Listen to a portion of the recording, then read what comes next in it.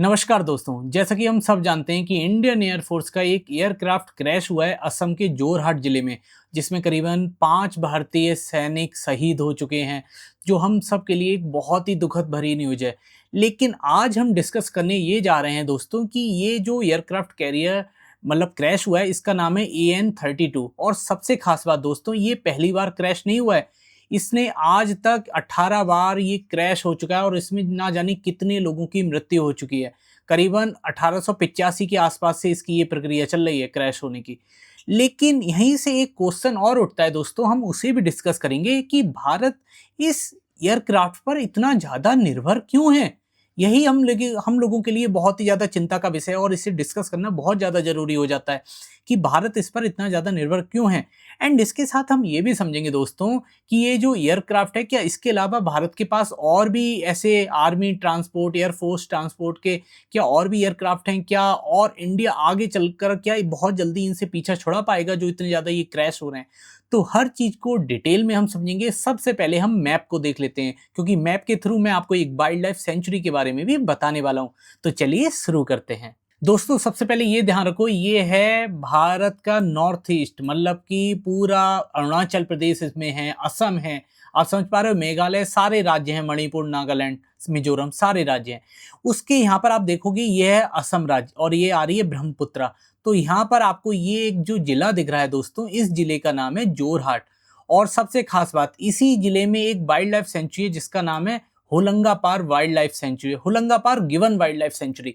और दोस्तों सबसे खास बात कि उसमें पहली भारत की एकमात्र ऐसी सेंचुरी है, वाइल्ड लाइफ सेंचुरी है, जिसको गिब्बन के नाम पर रखा गया है। तो इसके बारे में डिटेल में एक बार आप पढ़िएगा। एक नदी है, प्लीज आप कमेंट सेक्शन में बताइए वो कौन सी नदी है जो यहाँ से होकर गुजरती है। एक बार कमेंट सेक्शन में बताइए, जिसके किनारे ये जोरहाट जिला बसा हुआ है। तो यहाँ पर आपने समझ लिया असम के जोरहाट जिले के बारे में, जहाँ पर ये आर्मी का क्रैश हुआ है एयरक्राफ्ट। नाउ सबसे पहले ये डिस्कस करते हैं दोस्तों कि ये जो AN-32 है ये क्या है। तो ये ध्यान रखिए, ये सोवियत यूनियन के ज़माने का है और इसे ही लगातार डेवलप कर कर, इसे अपग्रेड कर कर आज तक चलाया जा रहा है, जो अपने आप में ये दिखाता है यार कितना पुराना विमान है और इसका आज तक भारत यूज कर रहा है। क्योंकि सोवियत यूनियन हम सब जानते हैं टूट गया, इसका एक सबसे बड़ा भाग यूक्रेन निकला। और आज भी कहा जाता है कि ये जो हेलीकॉप्टर, जो ये एयरक्राफ्ट है AN-32, इसके जो मेन पुर्जे हैं दोस्तों, वो यूक्रेन की तरफ से आते हैं। और जबकि यूक्रेन और रशिया वार चल रहा है, तो इसकी वजह से भी इसकी जो लॉजिस्टिक सपोर्ट है वो भी मिलना इस समय थोड़ा मुश्किल होता जा रहा है।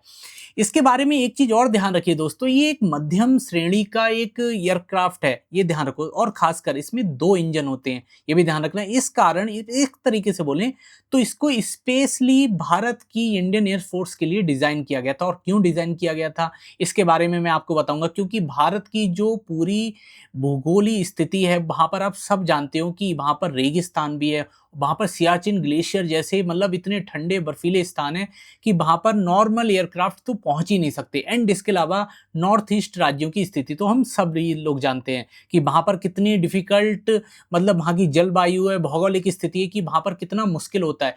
क्योंकि देखिए वहाँ पर जगह ज़्यादा नहीं है, पहाड़ी इलाका है। तो इस एयरक्राफ्ट को ऐसा डिज़ाइन किया गया है दोस्तों कि ये छोटी सी जगह से ही उड़ सकता है और वहाँ पर उतर भी सकता है। क्योंकि बहुत बड़ा रनवे की ज़रूरत तो पड़ती है, लेकिन इसके लिए डिज़ाइन किया गया कि भारत में देखिए नॉर्थ ईस्ट में बहुत सारे राज्य हैं जहाँ पर इतना बड़ा रनवे बनाना पॉसिबल नहीं हो पाएगा। ऐसे ऐसे क्षेत्र हैं, पहाड़ हैं सीधे, आप समझ पा रहे हो, खाई है।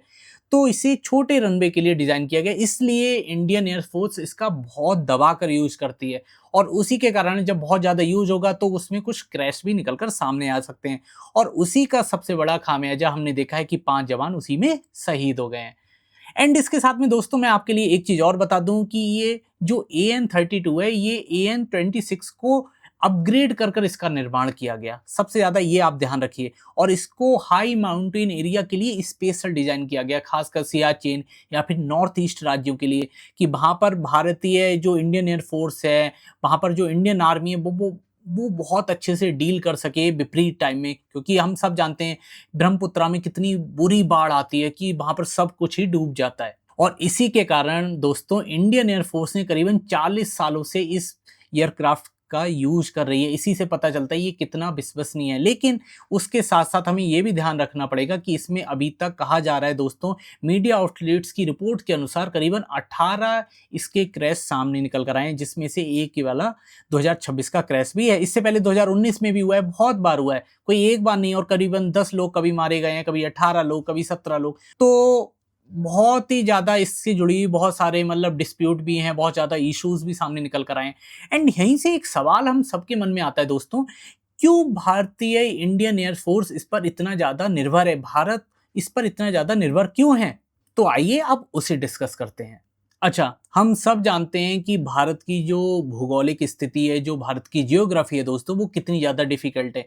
क्योंकि यहाँ पर सियाचिन ग्लेशियर, काराकोरम ग्लेशियर आपको सबको पता है। इसके अलावा लद्दाख, और दूसरी तरफ अगर हम नॉर्थ ईस्ट राज्यों में जाएँ, तो वहाँ की पहाड़ी कितना ज़्यादा जियोग्राफी कितनी खतरनाक है। न कहाँ से नदी निकल आ रही है, एकदम से खाई आ गई, फिर पहाड़ आ गए।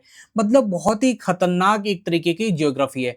तो उसी के कारण जो AN-32 है, इसे स्पेशली डिजाइन करा गया इंडिया के लिए। क्योंकि इसकी सबसे खास बात है, ये छोटे से अपने रनवे पर उतर सकता है और बहुत ज्यादा सामान लेकर उड़ भी सकता है। इसके अलावा इसके लिए कोई खास रनवे बनाने की जरूरत नहीं है। ये नॉर्मल एक तरीके से मतलब छोटे एयरफील्ड पर आसानी से मतलब कि उड़ सकता है, उतर भी सकता है।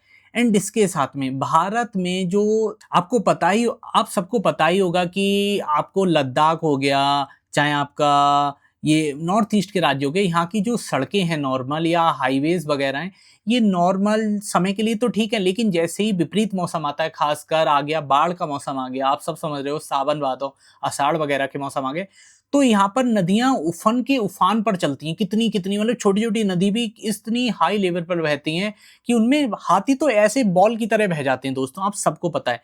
तो उस मौसम के लिए दोस्तों इस एयरक्राफ्ट को स्पेशली डिजाइन करा गया।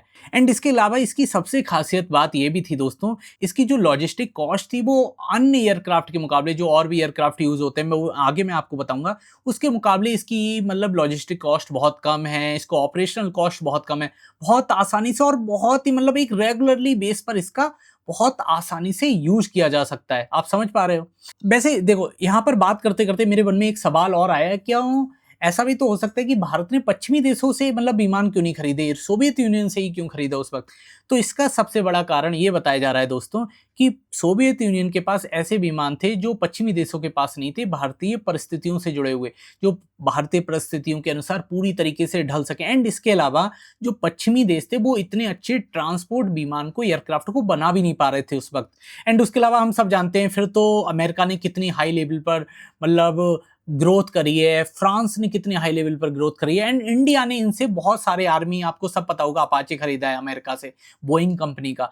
तो इंडिया ने अब मतलब अपनी चीजों को बदलाव भी शुरू करी है। जैसे ही सोवियत यूनियन टूटा तो इंडिया ने फिर अमेरिका से भी नई डीलें साइन करी, फ्रांस से भी नई डील साइन करी। अच्छा, ये पूरी चर्चा करते हुए सबके मन में एक क्वेश्चन आ रहा होगा, क्या भारत के पास कोई और ट्रांसपोर्ट एयरक्राफ्ट नहीं है क्या यार, इतना हैवी क्यों? भारत पूरी तरीके से इस पर इतना हैवीली डिपेंड है, आप समझ पा रहे हो?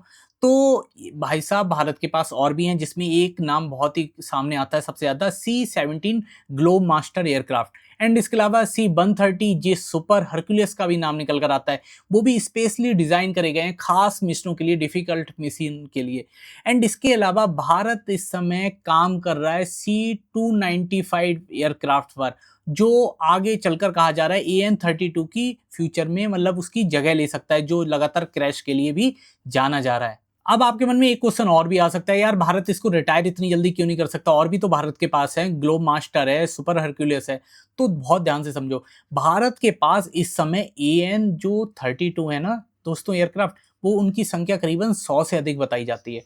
और एक साथ 100 को रिटायर कर देना, आप समझ पा रहे हो डिफेंस बजट पर कितना बड़ा इसका इफेक्ट निकलकर सामने आएगा। भारत के पास संसाधन कम है, सबसे खास बात आप ये समझो, और उसके साथ बजट भी सीमित है। उस बजट का एकदम से आप 100 विमान को वो कर दोगे और अचानक से अटैक हो गया, तो आप क्या करोगे विपरीत परिस्थितियों में?